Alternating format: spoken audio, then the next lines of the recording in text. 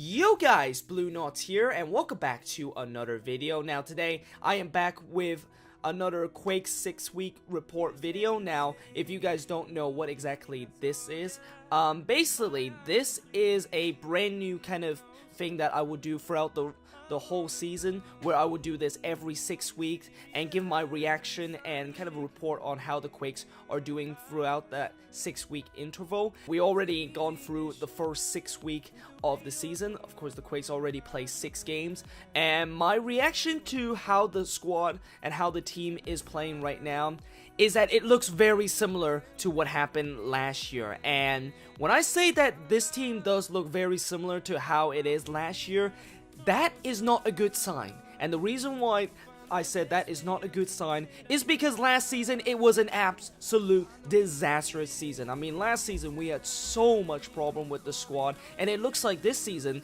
all the problem that we had from last season is still not being fixed. I'm gonna be talking about some of the main problem that we of course have, and to start off talking about some of the problem that we still have not been fixed here in 2017 is of course the midfield situation, because let's just say the midfield is not getting any better. It's the exact same thing as I'm seeing in these last couple of games, where our midfield just lacked creativity and lack the attacking power. And I think the reason why we're still having this kind of problem is mainly because we still have kind of the same squad that of course played, well, the same midfield that we had with last season. With the only difference is that we did sign a midfielder in the offseason. We did sign Hika, and you know, as much as he's been doing pretty good this season with us, and how it so far it's been a pretty good signing, our midfielder is just still not good enough. I just feel like in many ways,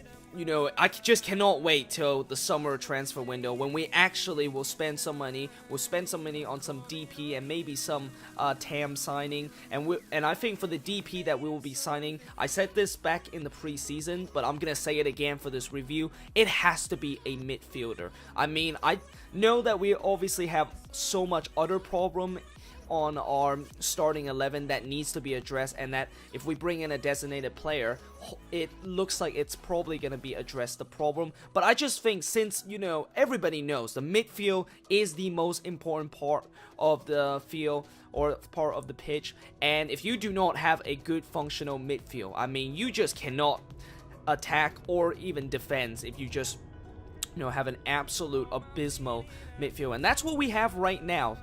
And the other thing that I would say about the DP that we're going to be bringing in the summer is that it better be a very good quality midfield, and it's better be a midfield that can make instant impact, because I do not want to hear them bring a midfield that might have some talent elsewhere, but once they come in the MLS, they have to take at least like 3 or 4 months to get settled in before they actually hit in gear. No, I do not want that kind of a player playing in our midfield. The other main issue that we are having this season has to be the mentality, and also the way that we are, the mindset that we are going through these games. Because let's just say that, you know, for these last couple of games, it always seems like we don't usually have that urgency of attacking, and we don't have that urgency to score a goal literally from when the game kicks off in the first minute. It seemed like every time when we had that kind of urgency of attacking and trying to score a goal, it's always when we're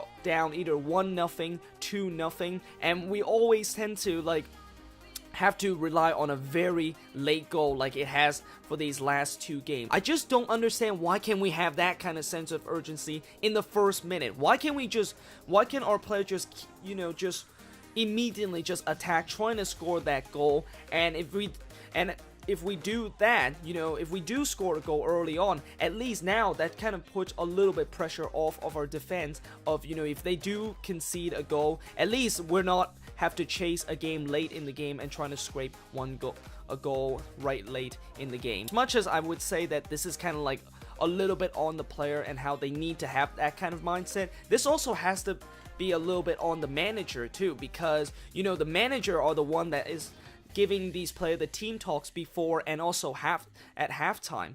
And I think it just seems like right now, and I know I don't know what exactly Dominic Kintner says during the team talk before the game or at halftime, but it just seemed like he's not getting that message of telling his player that, alright, in the first minute, you better have that sense of urgency of scoring that first goal. If not, then you're not going to be playing the squad. There's none of that. It just seems like it's more like, alright, you know what, we're just going to try to sit back. We're just going to hopefully have this this kind of magic moment of a good pass and a good through ball, and somehow we nick a goal somewhere like that. And if we do find ourselves down 1-0, that's when we start putting man forward, and that's when we start being very urgent of scoring a goal. I really do not want that kind of thing, you know. It just really kind of like stressed me out and stuff like that. Speaking of Dominic Kintner, I'm also gonna be talking a little bit about him and how, you know, first of all, he is under incredibly pressure to try to perform well this season. I think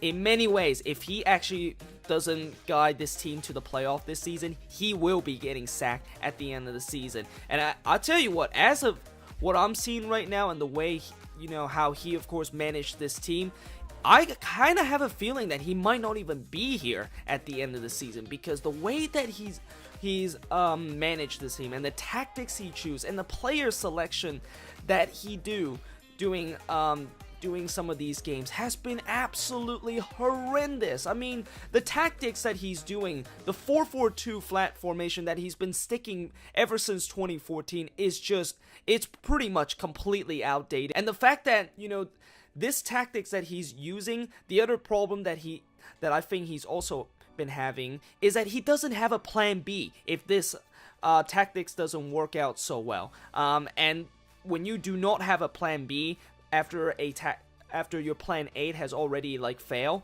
then that is a recipe of disaster in terms of management, and that's also a recipe of knowing a manager that is completely tactically clueless. And talking about the player that he of course select and the team sheet that he of course picked, I mean, some of the players, by the way, some of the player that he picked that is in the starting 11, and also some of the player that he put on the starting 11 regularly, some of those guys should not even be in the starting 11. Hell, I think some of those guys are not even belong to be either on the bench or even in the reserve or even in the squad. I mean, it's an example of that is gotta be Sean Francis and Simon Dawkins, because I'll tell you what, I know I don't really like to single out a couple of players that is just incredibly bad on our team, but seriously, these two players, Sean Francis, one of the biggest problem this season he's having is that whenever he has the ball, all he does is just pass backwards, sideways, backwards, sideways. He doesn't actually pass forward. He doesn't even contribute in the attack. And the last game against FC Dallas, I probably saw the height of why Sean Francis is so shit. I mean, the last game, every time he had the ball, I even said during my vlog, one part of the vlog, where I said, why in the world is Sean Francis keep passing backwards and sideways, couldn't you at least pass it forward? Why are you not passing it forward? What's the point of it? I mean, if he has this kind of defensive mind, he might as well just be a center back or something like that. And the other thing that I also want to say is, the guys that I really want to see, for example, Tommy Thompson, why is Dominic Kintner not putting them in? Like, and then the other people, the other guys that I think, you know, the other young player that, you know, I think, you know, even though they're kind of like a little bit inexperienced, I really think they're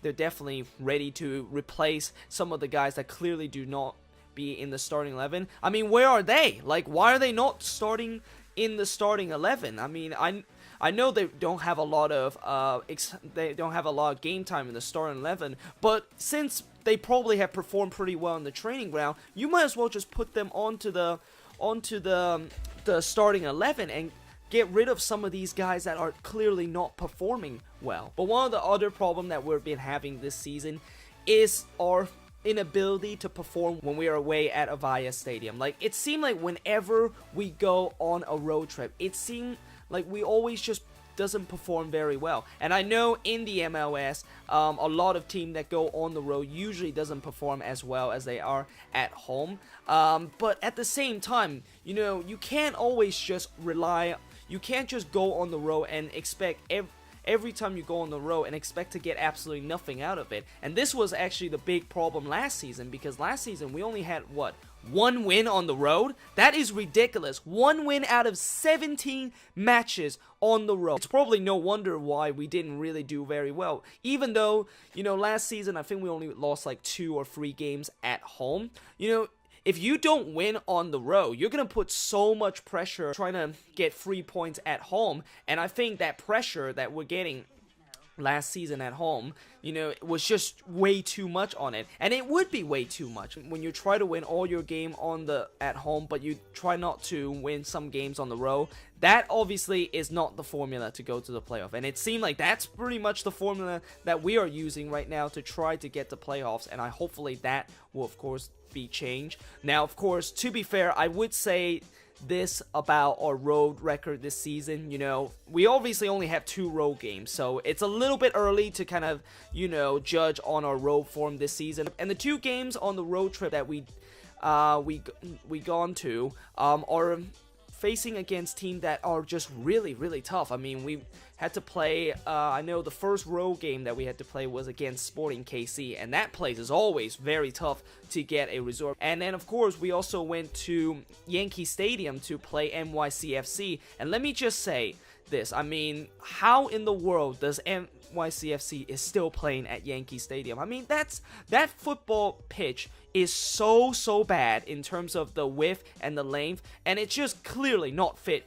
for football. At the same time, you know, these next couple of games, by the way, is going to be on the road. In fact, our next free game is going to be on the road. We're going to be playing against New England, Houston, and also Minnesota. Now, theoretically, these 3 teams are not very tough team. I mean, I think the only tough team I would say out of this 3-game road trip is going to be Houston, because they're doing pretty well this season. But other than that, I think New England is a beatable team. Minnesota is definitely a beatable team. I mean, Minnesota is by far the worst team in the league. I mean, I think they have like, what, 1 win this season? And they have conceded like 1 million goals so far this season. Okay, I kind of, that may be a little bit exaggerating, but they just, it seemed like every time when I see Minnesota United play against a team, they always tend to post up some big score lines like 4-2, 5-3. Like, it's just absolutely crazy. But that is a team that we definitely need to win. And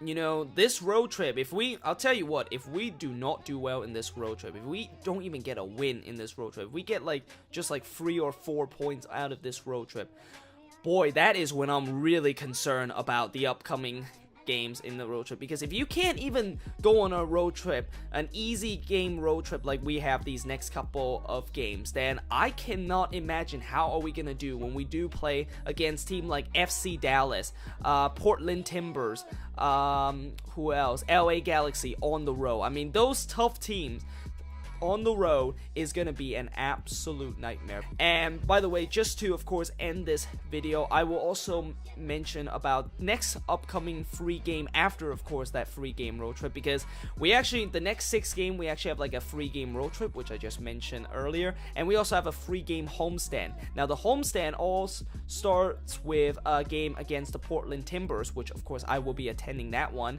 and then we of course will be playing Orlando City, and then we of course have that Cali Classico at Avaya Stadium against the LA Galaxy, and those games are really huge game, and those games are definitely not easy, although I think LA Galaxy might be the easiest one out of all of them, because you know, LA right now this season, they're not doing as well as they would be throughout the last couple of seasons. But that's pretty much how it is for these next couple of weeks. Hopefully by the time I make this 6-week Quakes report, it will be a little bit of a happy kind of thing. We will be talking about how some of the issue has obviously been fixed from this last video. But for now, even though I'm kind of like being a little bit negative about how, you know, our team is kind of like a little bit dysfunctional, and how we still have not been solving any of the problems we had from last season, you know, I'm just gonna let's see how it goes throughout this road trip. And yeah, that's pretty much gonna be this 6 weeks Quakes report. And again, I hope you guys enjoyed this video. If you do, make sure you guys leave a like, say subscribe to my channel, and yeah, I will see you guys next time.